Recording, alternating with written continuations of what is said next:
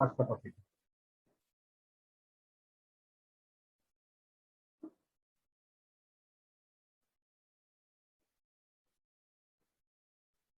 Income and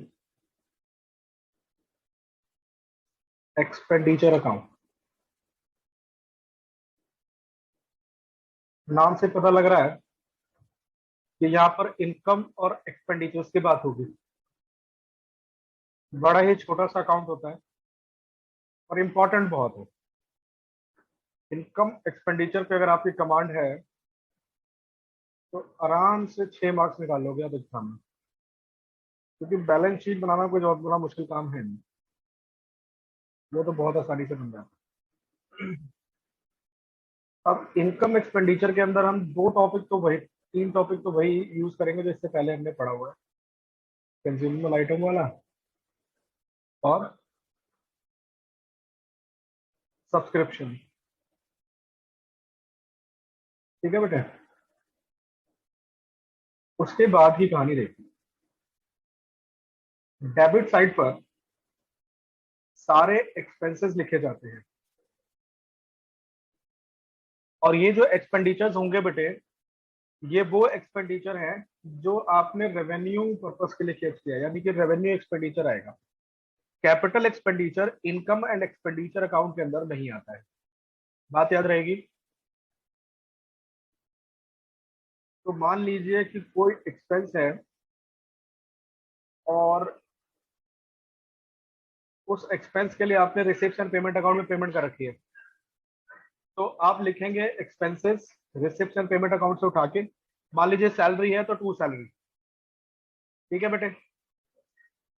इसमें add करेंगे outstanding expense eight beginning, यानी कि ओपनिंग वाला, माइनस करेंगे आउटस्टैंडिंग एक्सपेंस एट एंड, यानी कि क्लोजिंग वाला। ठीक है बेटे, ऐड करेंगे प्रीपेड एक्सपेंस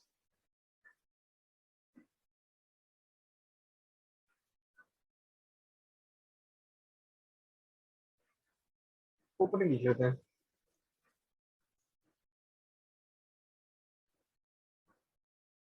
और माइनस करेंगे प्रीपेड एक्सपेंस क्लोजिंग।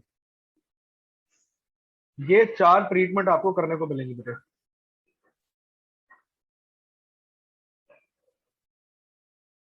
ठीक है, इन चारों को ट्रीट करके बाहर दिखा दीजिए। बस इतना सा काम करना है एक्सपेंसेस के साथ, याद रहेगी बात।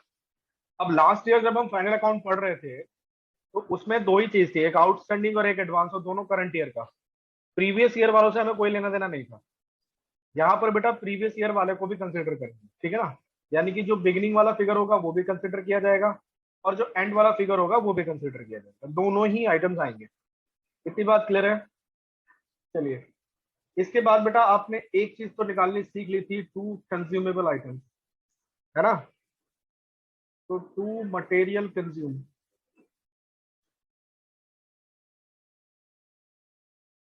हाँ बेटा बोलो।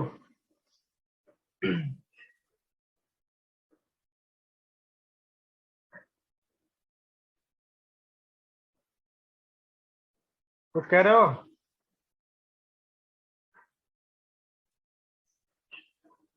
ठीक, चलिए मटेरियल कंज्यूम आ गया। इसके बाद बेटा आएगा depreciation amortisation.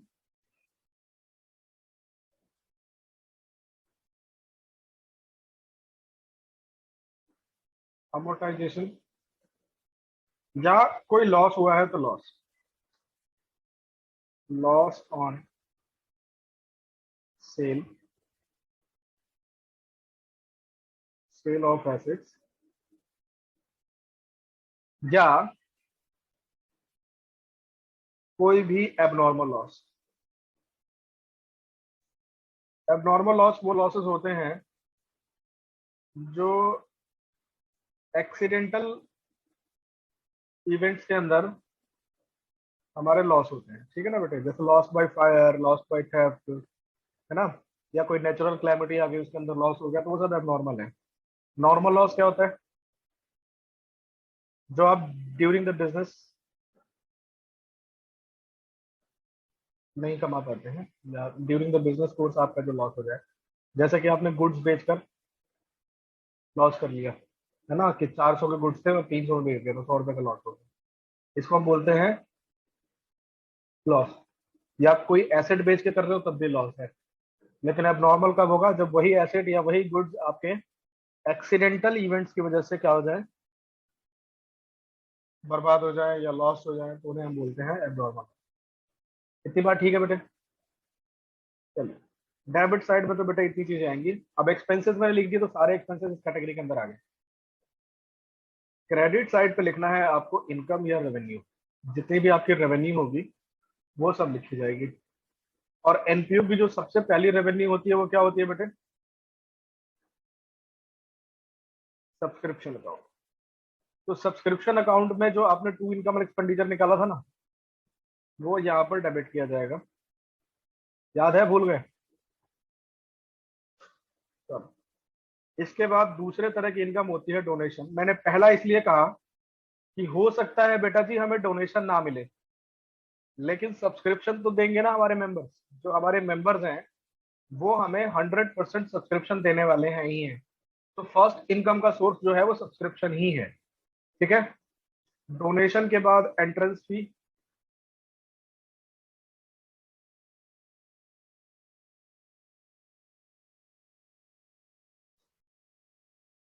Locker rent,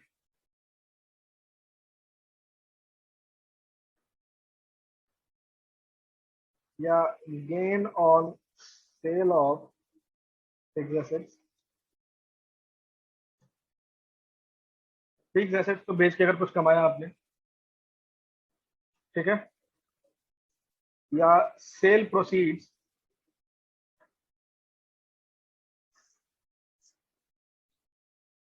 cell proceeds from tickets, या बेटे सेल ऑफ न्यूज़पेपर। ठीक है ना? अब क्या सर इसमें एडजस्टमेंट नहीं होती हैं? इसमें भी मिलेंगे आपको एडजस्टमेंट, वही चार। मान लीजिए कि कोई इनकम है जैसे कि इंटरेस्ट रिसीव्ड ऑन इन्वेस्टमेंट। ठीक है बेटे? तो वो आपको मिला हुआ है, आपने लिखा बाय इंटरेस्ट ऑन इन्वेस्टमेंट। इसमें ऐड करेंगे अक्रूड इनकम, यानी कि अक्रूड इंटरेस्ट। और कौन सा वाला बेटे? क्लोजिंग वाला, यानी कि साल के एंड में जो है। इसमें से माइनस करेंगे आप अक्रूड इनकम, और वो कब का वाला बेटे? ओपनिंग वाला। इसमें आप प्लस करेंगे एडवांस इनकम, ओपनिंग वाला।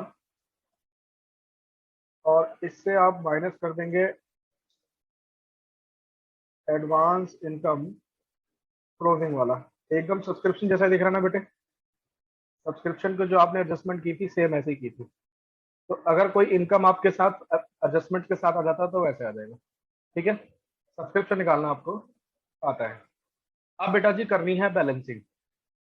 बैलेंसिंग वैसे ही करते हैं, दोनों साइड का टोटल कर लो, और जिधर कम पड़ेगा उधर क्या लिखोगे?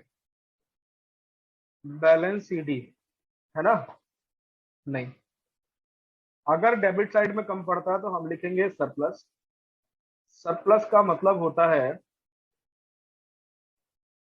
Income over expenditure. एक्सपेंडिचर जितना कम है इनकम से, उतना आपको बच गया, दैट इज सरप्लस। प्रॉफिट या लॉस हम इसलिए नहीं बोल रहे क्योंकि हम एमपीओ हैं और हम प्रॉफिट अपने पार्टनर्स के बीच में डिस्ट्रीब्यूट तो करते नहीं है। अब यहाँ पार्टनर नहीं, मेंबर्स होते हैं। ठीक है बेटे? और अगर सर डेबिट साइड में कम पड़ गया तो लिखेंगे हम डेफिसिट, कि हमारा जो फंड है वो हमें कम पड़ गया।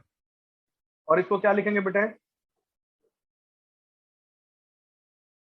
Expenditure over income. एग्जाम में बच्चे डेफिसिट और सरप्लस लिख के छोड़ देते हैं, पूरा मेंशन करके आया करो।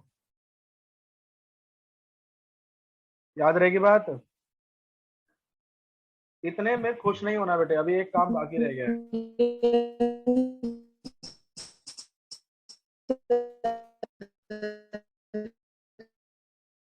बेटा दर्शिता, आप जो बोल रहे हो आवाज आ नहीं रही है, शायद आपका नेटवर्क वीक है। आप मैसेज कर दें।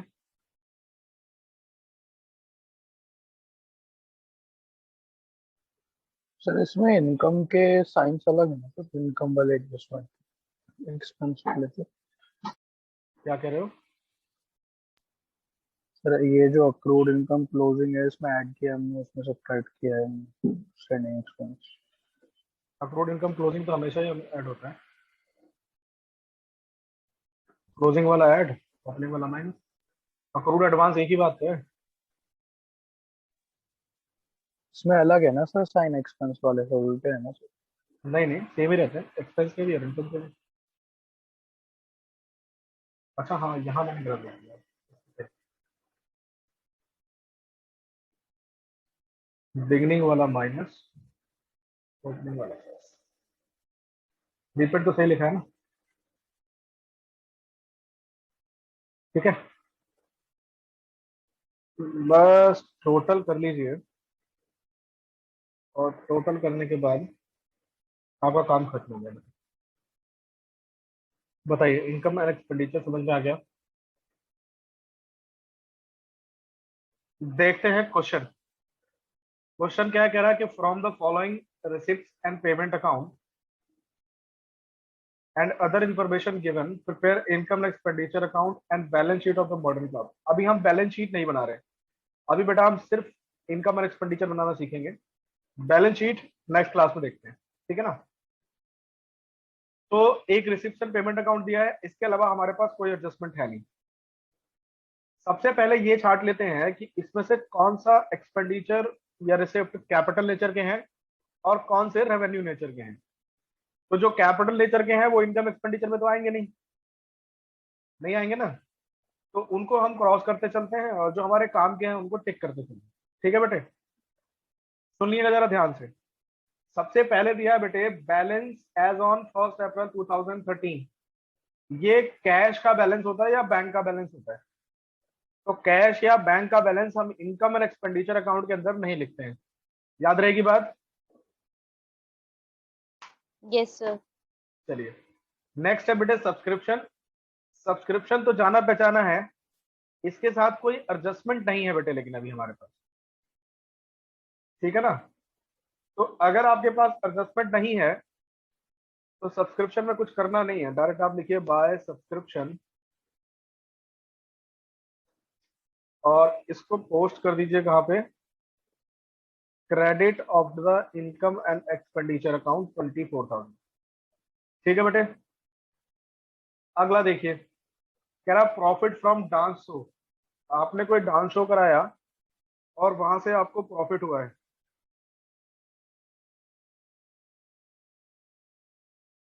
प्रॉफिट फ्रॉम डांस शो, वैसे ये एक लाइन में आ जाता है, और हमारे पास स्क्रीन में थोड़ी जगह कम है, इसलिए एक लाइन में नहीं आ रहा है। कॉपी में एक लाइन में ही आ जाएगा, है ना? चलो, प्रॉफिट फ्रॉम डांस शो लिख लिया हमने। नेक्स्ट क्या है बेटे? नेक्स्ट है कलेक्शन मैचेस। मैच करा के कलेक्शन किया है, तो कैपिटल तो नहीं है ना?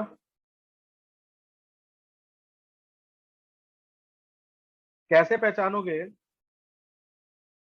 कि जो रिसिप्ट हुई है वो कैपिटल नेचर की है या रेवेन्यू नेचर की?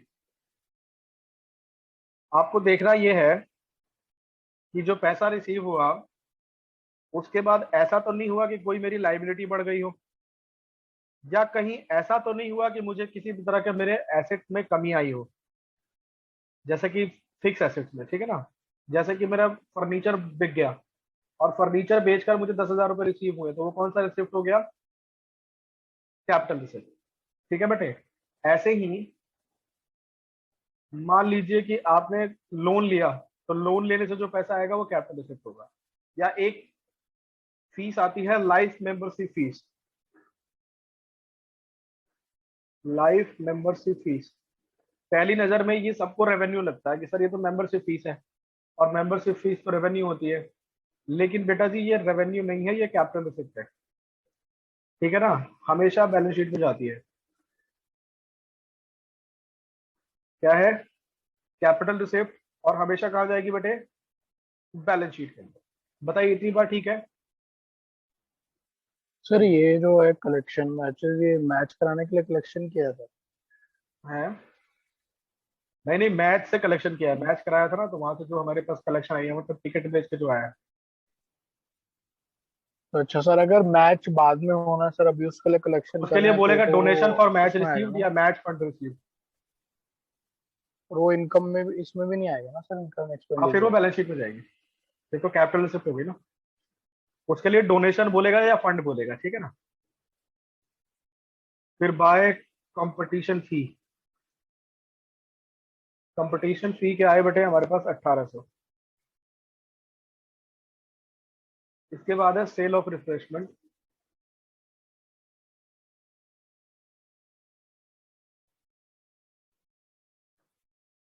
ज्यादा ही बड़ा हो गया है। सेल ऑफ रिफ्रेशमेंट हो गया मेरे पास 8200 का। रिसिप्ट साइड की तो सारी चीजें हो गई बेटे। आइए पेमेंट में, प्राइस रेवेन्यू है, गेम्स इक्विपमेंट, इक्विपमेंट मतलब एसेट, और ये कैपिटल लेजर का है। ठीक है ना। अब फिर से बात वही देखनी है कि जो पेमेंट आपने की है, क्या उससे आपकी कोई लाइबिलिटी कम हुई है? अगर लाइबिलिटी कम हुई है तो वो कैपिटल नेचर का हो गया। और दूसरा ऑप्शन ये है कि आप चेक करिए कि जो पेमेंट आपने की है उससे आपके पास एसेट तो नहीं आया। अगर एसेट आ गया तभी वो कौन से नेचर का हो गया बेटे? कैपिटल नेचर का, है ना। तो हम बोलेंगे कि हमें कैपिटल रिसिप्ट हुआ है। ठीक। चलिए, तो गेम्स इक्विपमेंट हो गया हमारा कैपिटल, कैपिटल रिसिप्ट कर रहा हूँ, कैपिटल एक्सपेंडिचर हुआ है। रेंट नॉर्मल होता है, रेट्स भी नॉर्मल है, रेवेन्यू होता है। प्रिंटिंग भी नॉर्मल है, स्टेशनरी भी नॉर्मल है, पोस्टेज भी नॉर्मल है, सेक्रेटेरियल एक्सपेंसेस ये भी नॉर्मल। रिपेयर इक्विपमेंट का ये नहीं लेंगे, क्योंकि गेम्स इक्विपमेंट अभी अभी आपने खरीदा है और अभी अभी इसका रिपेयर हुआ है बेटे। खरीदते ही तो रिपेयर नहीं करा लोगे ना। और ध्यान से देखो, 2000 के आपने खरीदे हैं और रिपेयर कितने का हुआ है बेटे? 2700 का। समझ रहे हो? तो इसको अभी हम कैपिटल एक्सपेंडिचर मान के चलेंगे। फिर आ गया वेजेस, नॉर्मल है। रिफ्रेशमेंट, रेवेन्यू, और लास्ट का जो बैलेंस होता है वो भी कैश बैलेंस होता है। ठीक है, पहला बैलेंस और लास्ट मतलब बैलेंस बीडी सीडी दोनों कैश के बैलेंसेस होते हैं। तो हमारे पास रेवेन्यू में निकला एक प्राइस, दूसरा रेंट, तीसरा to rent, to rates, to printing, printing के बाद स्टेशनरी, स्टेशनरी के बाद पोस्टेजेस, पोस्टेजेस के बाद सेक्रेटरी एक्सपेंसेस,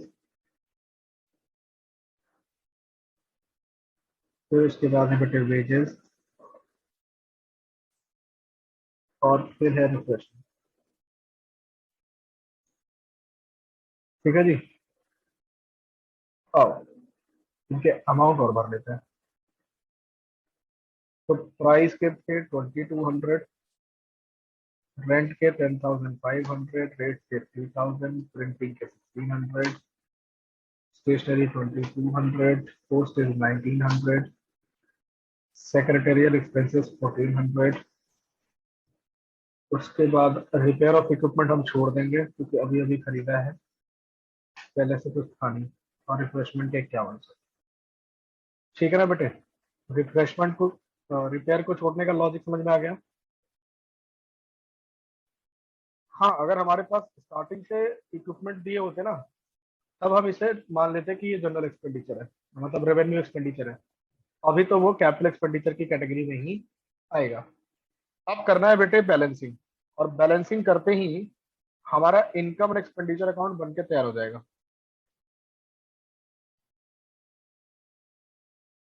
तो बैलेंसिंग करने के लिए पहले कर लेते हैं क्रेडिट साइड का टोटल और फिर करेंगे डेबिट साइड का। तो क्रेडिट साइड का टोटल आ रहा है 51,300।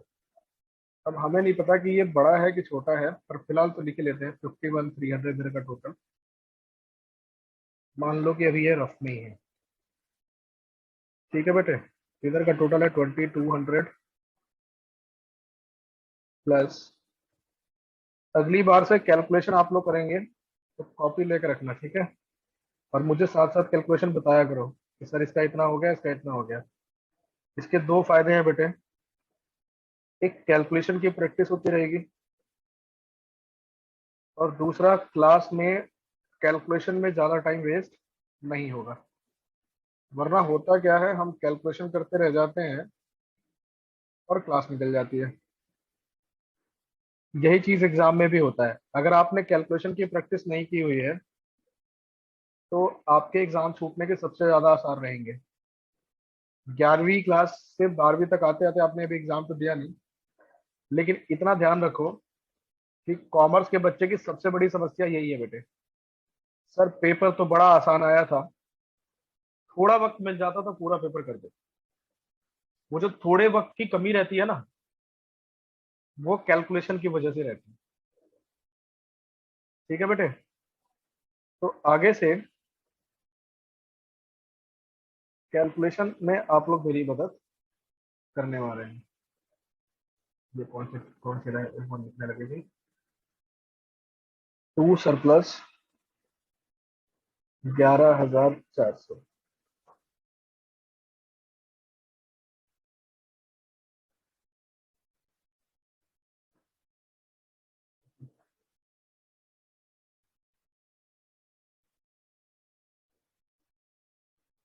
नंबर स्टॉप हो गया।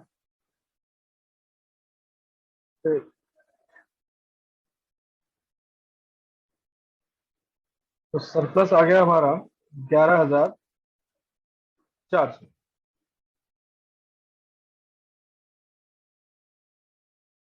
ठीक है बेटे, एक काम और करना है।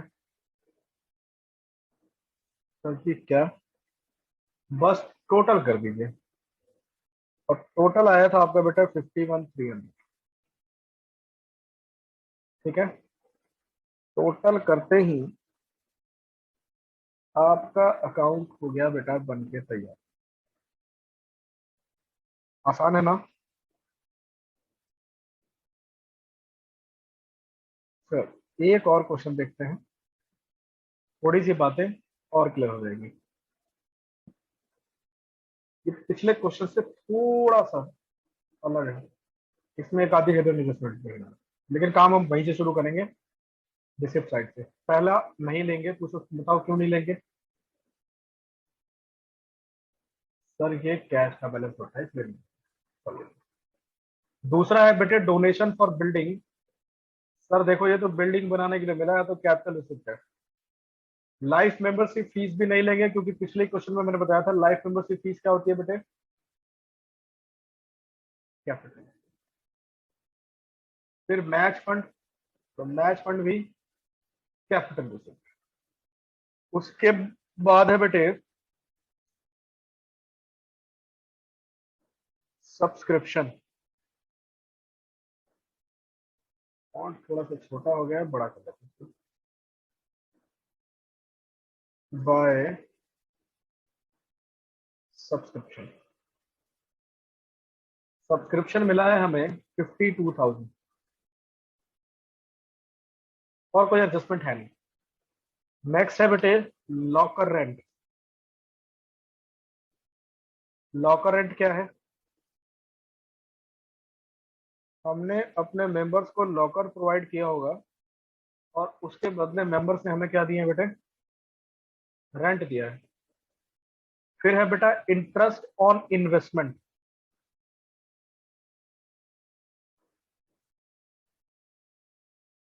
इंटरेस्ट और इन्वेस्टमेंट हमें मिला है 10,000। लेकिन जैसे ही ऐसे इंटरेस्ट इंटरेस्ट मिले ना, चेक किया करो कि इन्वेस्टमेंट आपके पास है या नहीं। तो इन्वेस्टमेंट जो है वो आपने खरीदा है अप्रैल में, ठीक है बेटे। और आपके रिसिप्शन पेमेंट अकाउंट दे रखे हैं 31 दिसंबर की। इसी साल आपने अप्रैल में खरीदा था, और दिसंबर 2012 की कैलकुलेशन कर रहे हैं हम। अप्रैल में आपने 70,000 रुपए की मशीन क्या नाम है, इन्वेस्टमेंट खरीदी है।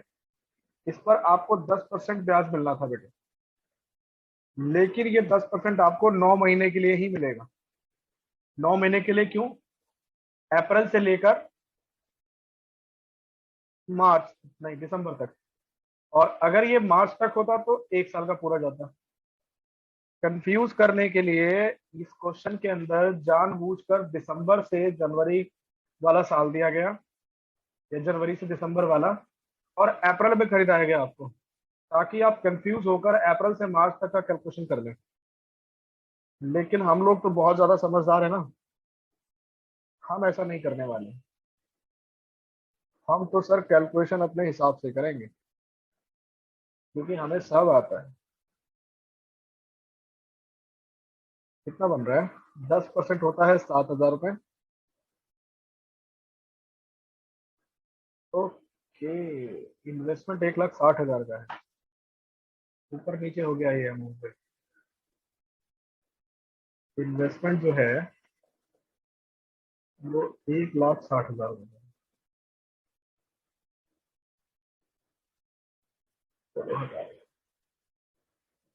1,60,000 के इन्वेस्टमेंट पर 10% निकालना है, होते हैं 16,000। और 16,000 का 9 मंथ के लिए निकालेंगे तो हो जाएगा बेटे 12,000। तो आंसर आना चाहिए आपके पास 12,000। यानी कि इंटरेस्ट टोटल आपको रिसीव कितना करना था? 12। मिला कितना बेटे? 10। तो अक्रूड इंटरेस्ट हो गया। बोलो कितने का हुआ अक्रूड इंटरेस्ट? सर जी देखिए, अक्रूड इंटरेस्ट जो है वो 2,000 का हो गया। हमने पूछा कैसे? सर जी देखो, कैलकुलेशन के हिसाब से बनते हैं 12, और मिले हमें सिर्फ 10 हैं। तो 2,000 रुपए हमारे हो गए अक्रूड इंटरेस्ट। बोलो बात क्लियर है ये वाली?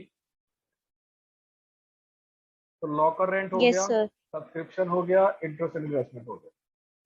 अगले पे आइए, सेल ऑफ फर्नीचर। अरे सर, सेल ऑफ फर्नीचर यानी कि एसेट बेचा है, ये तो कैपिटल रिसिप्ट हो गई।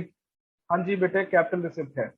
लेकिन जहां पर 80,000 की चीज को आपने 1,00,000 रुपए में बेचा है, तो बताओ कि लॉस हुआ कि गेन हुआ?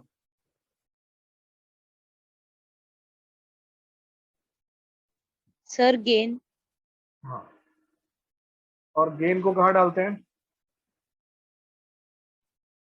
इनकम में। इनकम में डालेंगे ना। और जो गेन हुआ है बेटे आपका, वो 20,000 रुपए का हुआ। कैसे आया पता लगा? सर जी देखो, 1,00,000 के फर्नीचर थे और आप कह रहे हो कि 80,000 में बेच दिए हैं। ऐसा करते हैं, इसको 100K कर देते हैं, -80K कर देते हैं। बाकी तो आप लोग समझदार हो। यहाँ पे आ गया नीचे। ठीक है जी। लास्ट है बेटे एंट्रेंस फी। तो एंट्रेंस फी जो है ये रेवेन्यू रिसिप्ट होती है, कैपिटल रिसिप्ट नहीं होती। लेकिन लाइफ मेंबरशिप फीस क्या होगी? कैपिटल रिसिप्ट होगी। ऑल्दो जब और डीप जाएंगे चैप्टर में तो कई क्वेश्चन में ऐसा होगा कि एंट्रेंस फी को कैपिटलाइज करना है, तो हम कैपिटलाइज भी करेंगे। ठीक है ना, मौका मिलेगा तब, अभी नहीं। अब देखो बेटे, बिल्डिंग है 4,00,000 रुपए की, और डोनेशन मिला था आपको 5,00,000 का। ये दोनों ही कहाँ जाएंगे? बोलो कहाँ जाएंगे? बैलेंस शीट के अंदर। मैच फंड जो है बेटे, वो आपको मिला हुआ 80,000 रुपए का, और मैच एक्सपेंस हो गया 90,000 रुपए का। देख रहे हो? और मैच से रिलेटेड कुछ हमें मिला नहीं। तो फंड था कितने का? 80 का, और खर्चा हो गया 90, तो 10,000 रुपये फालतू कहाँ से जाएंगे? Income and expenditure debit. ठीक है, ये हमने फंड बेस्ड अकाउंटिंग में भी क्वेश्चन किया था ऐसा, जहां पर हमारा फंड से ज्यादा खर्चा हो जा रहा था। याद आया? चलिए, फर्नीचर लेंगे नहीं क्योंकि ये इन्वेस्टमेंट लेंगे नहीं, इंटरेस्ट इसका ले लिया था हमने। बच गए बेटे salary, insurance and sundry expenses. तो जल्दी जल्दी लिख देते हैं क्योंकि टाइम खत्म होने वाला है, फिर दोबारा रिज्वाइन करना है। सैलरी, इंश्योरेंस और सन्ड्री एक्सपेंसेस। कोई कैलकुलेशन कर रहा है क्या?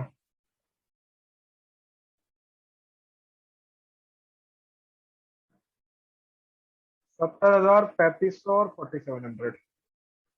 70,000, 3,500, 4,700। So 49,800. सरप्लस आ रहा है। Very good.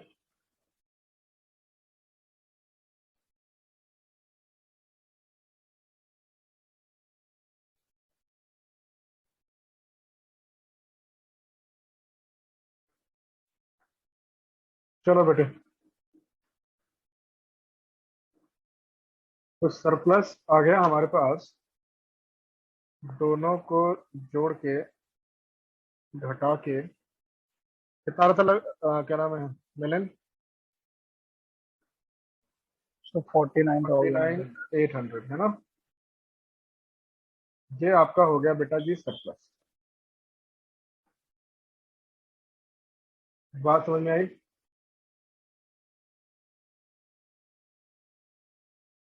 तो लास्ट में करना है टोटल, और जैसे ही टोटल कर लोगे क्या हो जाएगा?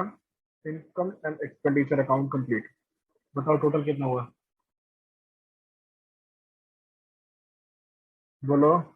Sir 1,38,000. 1,38,000। बात समझ में आई? ठीक है बेटे, कोई दिक्कत? चलिए, जब इतना कर लिया तो एक क्वेश्चन। तो पहला है कैश एंड बैंक। नहीं लेंगे। नहीं लेने के पीछे रीजन क्या है? सर ये एक तो एसेट्स हैं और दूसरा ओपनिंग बैलेंस है ना, दोनों ही नहीं लेंगे। So हाँ जी बताइए। वे जनवरी है 2013 का एसटी अकाउंट। हाँ तो जनवरी है। सर ऊपर 2013 1। नहीं नहीं नहीं, वो पूरा डेट मिट गया है। 2013-14 था ये।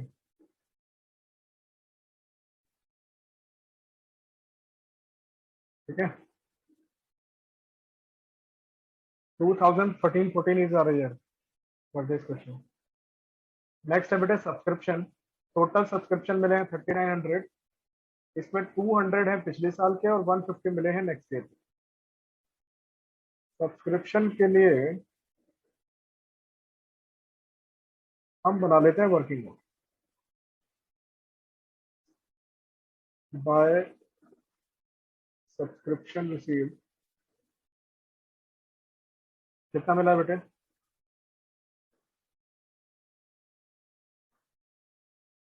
सर जी 3,900। इसमें से माइनस कर देंगे आउटस्टैंडिंग इन 2012-13। कितना बेटे? 200।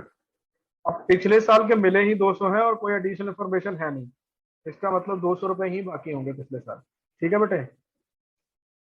नेक्स्ट थिंग कि सर एडवांस मिला है हमें फॉर 2014-15 नेक्स्ट ईयर के लिए। कितना मिला है? 150। जो बच गया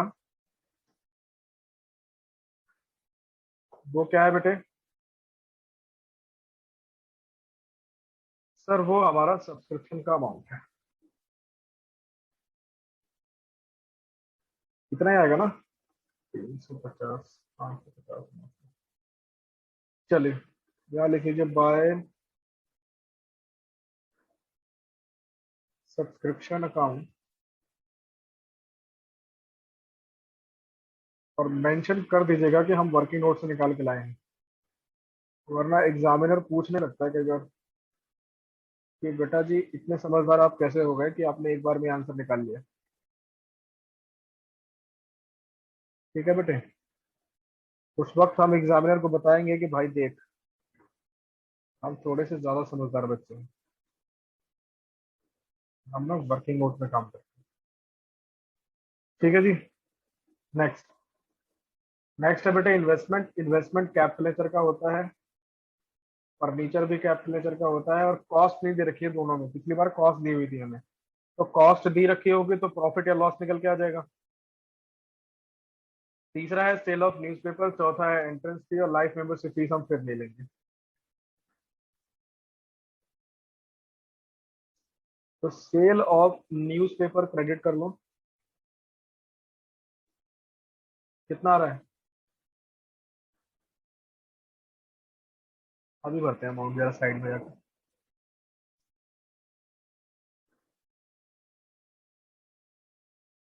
फिर आगे बटे एंट्रेंस फी।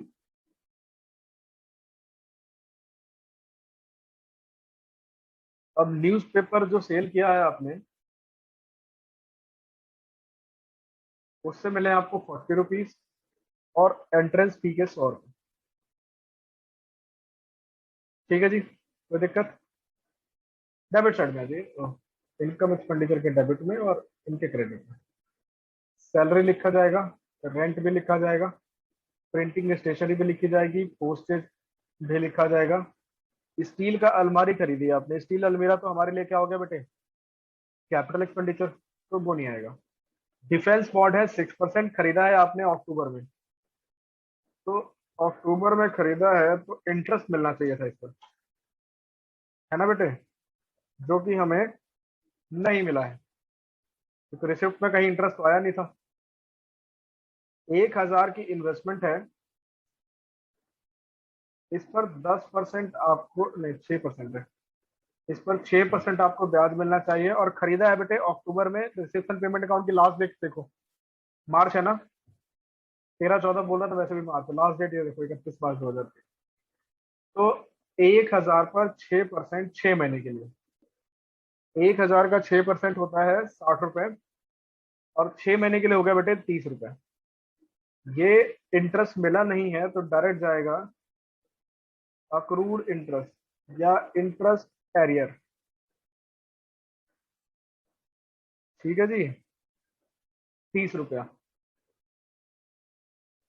तो डिफेंस बॉन्ड नहीं लिखेंगे, लेकिन इसका इंटरेस्ट हमने कंसीडर कर लिया। कैश भी नहीं लिखना है और बैंक भी नहीं लिखना। तो बस क्या क्या गया बेटे? Salary, rent, printing and stationery,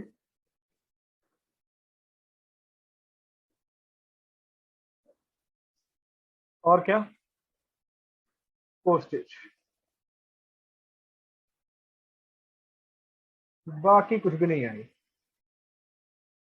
salary है 3,500 का, पोस्टेज रेंट 1,200 का, प्रिंटिंग स्टेशनरी 190, पोस्टेज के 130। स्टील अलमीरा लिखेंगे नहीं, डिफेंस बॉन्ड आएगा नहीं, और कैश कंफर्म वैसे भी नहीं। ठीक है जी, बैलेंसिंग करनी है बेटे, बताओ कितनी आ रही है?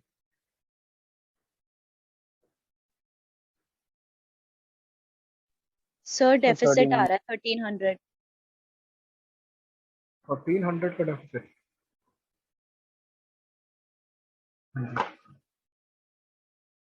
चलिए मान लेते हैं कि डेफिसिट आ रहा है।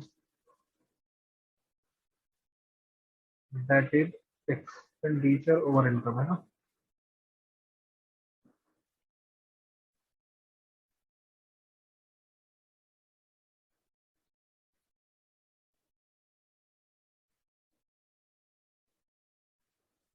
How much? 1300। बस एक आखिरी काम और करना है टोटल का, और हमारा काम खत्म हो जाएगा। बताओ जी टोटल कितना आया? So 502 50 20. पक्का? देखो, आपके कैलकुलेशन करने की वजह से क्वेश्चंस कितने जल्दी जल्दी हो रहे हैं।